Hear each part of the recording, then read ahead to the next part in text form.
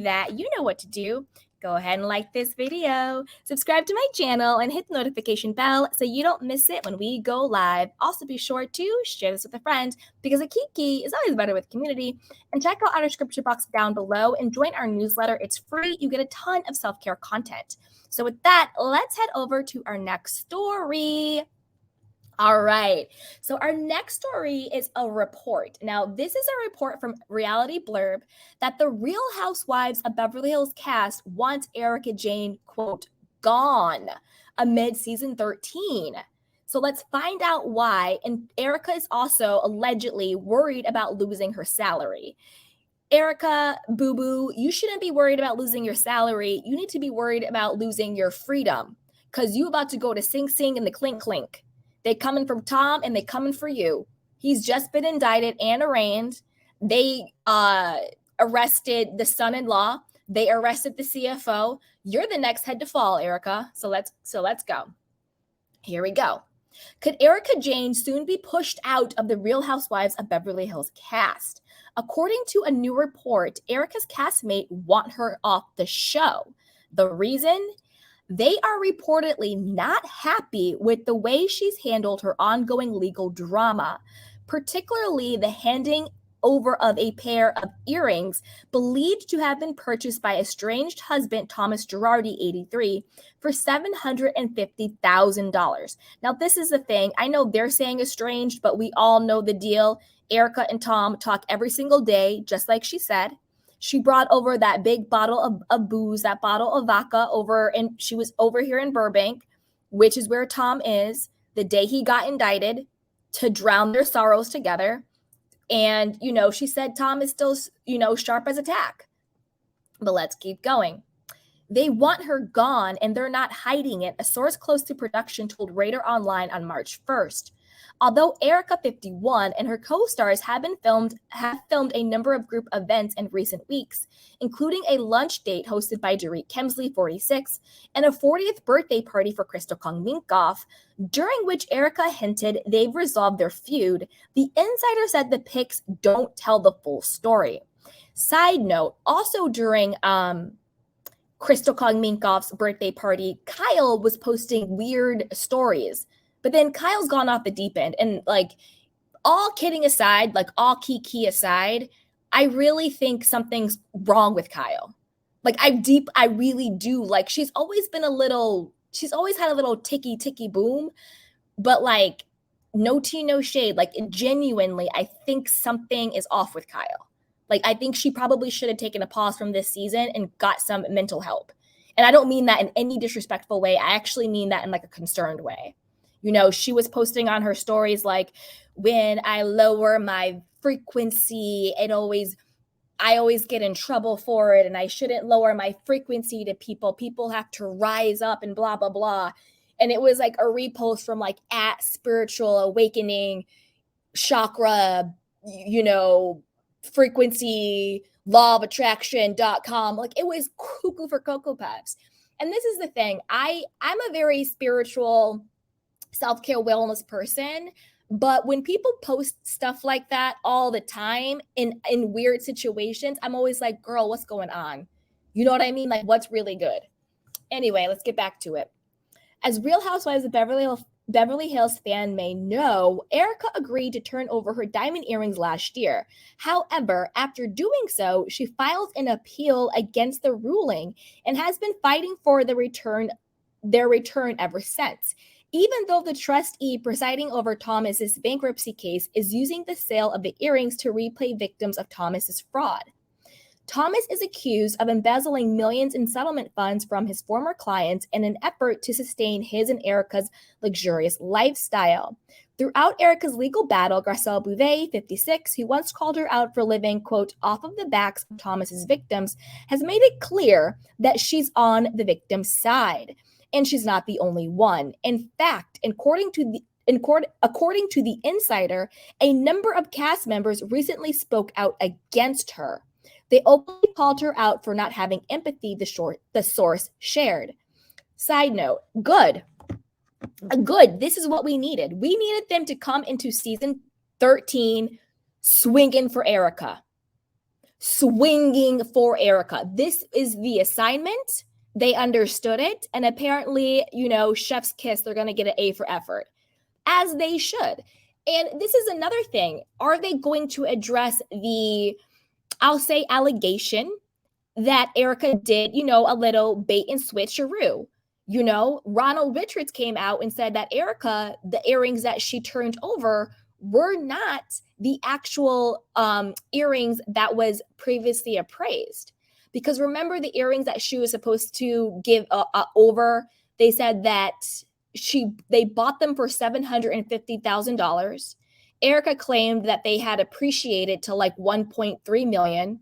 That was never substantiated. I think that was just Erika saying that, but who knows? But then the actual pair of earrings that she turned over, when they were appraised, it was only for $250,000. Remember?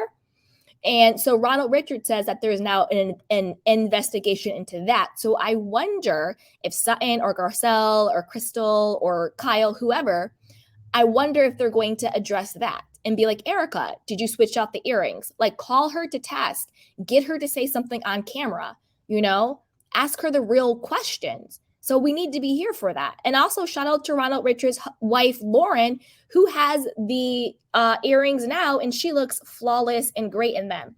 And, bravo casting, if you're listening, if you need a new housewife, call Lauren.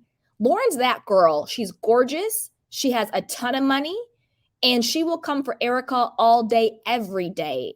You know what I mean? Like Lauren she ate Erika all the way up when she got those earrings and blasted her. Not only did she blast her, but she also tagged her. She was like, now I know why you were fighting to save these at the Pretty Mess. Like, she tagged her. Lauren's that girl. I would love to see her on the show. Okay, here we go.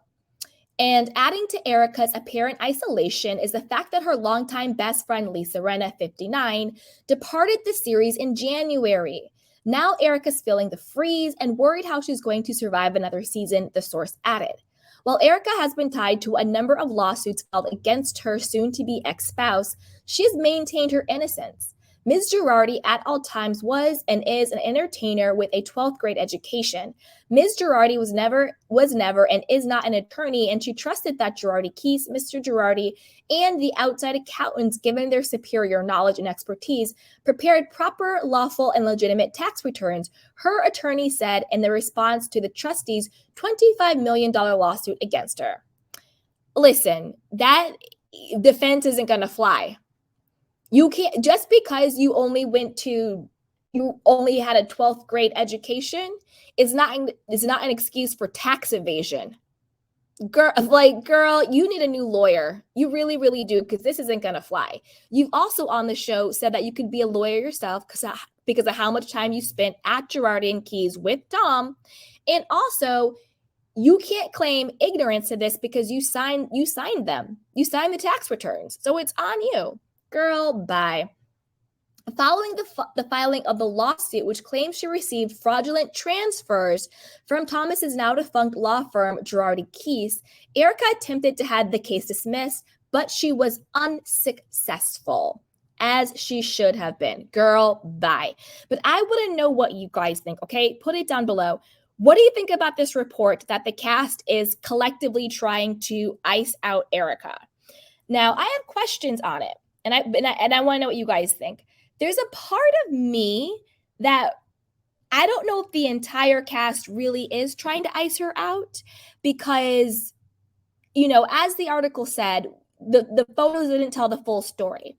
But there did seem to be some reconciliation between Erika and Crystal. And then at the end of the last season, there seemed to be some reconciliation between Erika and Sutton.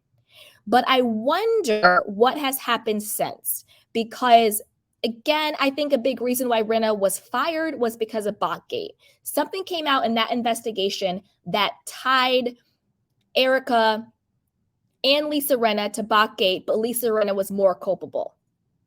So I'm really interested to see the dynamic between Garcelle and Erika. And quiet as it's kept, and I want to know what you think, I actually think that if it were not for Lisa Rinna, I actually think that Erika really wanted to be friends with Garcelle. I really do. I really think Erika wanted to be friends with Garcelle. So I'm really interested to see what that dynamic will be. I'm also really interested to see what the dynamic of the remaining faux Fox 5 will be. The dynamic between Erika, Kyle, and Dorit. Like, who's going to still be together? Who's going to be going against each other? Will the three of them still be united? Is Erika really coming for Dorit's neck? You know, what's going on with Kyle? Is she going to be a flip-flopper all over the place? I'm really interested to see the dynamic between them, because for the very first time, you know, the dynamic will be tested. Because when Teddy got fired, their dynamic wasn't tested.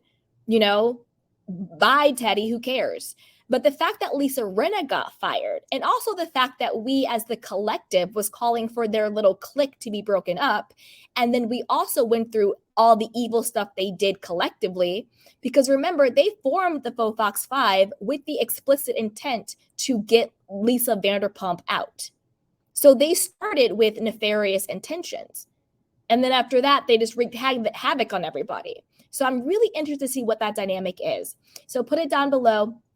And I also heard that Erika was getting backlash from production because she was trying to sneak Lisa Rinna into scenes when everyone was explicitly told by production not to do that. Like, they're not messing with Rinna at this point. So we'll see what happens. We'll see what happens. And who do you think is going to make a cameo? LVP? Do you think she's going to pop in? Kathy? Let me know what you guys think. But before you do that, and stick around, Candy Canes, because we got a couple of more stories to go. But before you do that, you know what to do. Go ahead and like this video, subscribe to my channel, and hit the notification bell so you don't miss it when we go live. And also be sure to share this with a friend, because a kiki is always better with community. And check out the description box down below and join our newsletter. It is free, and I send you a lot of great self-care content, maybe once a week or every 2 weeks or so. So go ahead and sign up. So with that, let's dive into our next story. And shout out to all my candy canes in the chat box.